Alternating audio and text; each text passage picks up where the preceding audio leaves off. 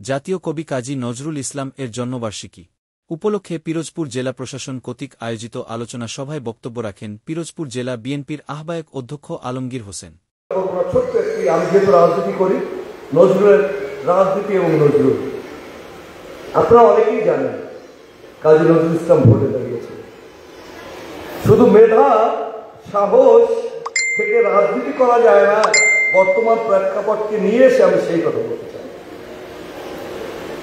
আমাদের প্রিয় যিনি বিশ্বমানের অর্থনীতিবিদ, মেধাবী মানুষ, আমাদের হিমশিম সন্ধ্যা সব ভালো নজরুল দাঁড়ালেন ঢাকা বিভাগ, ফরিদপুর বিভাগ এবং দুজন প্রতিনিধি মুসলমানদের সেই প্রতিনিধিত্ব করতে গিয়ে তিনি কংগ্রেসের পক্ষ থেকে দাঁড়ালেন। তিনি জসিমউদ্দিনের সাথে নিয়ে গ্রামগঞ্জে ঘুরলেন।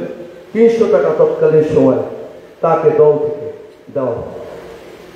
ফরিদপুর অঞ্চলে যখন গিয়েছেন, মুসলিম লীগের তৎকালীন কর্মীরা একটি রণকৌশল তারা আত্মস্থ করলেন। বাড়ি বাড়িতে নজরুল গান গায়, কবিতা আবৃত্তি করে।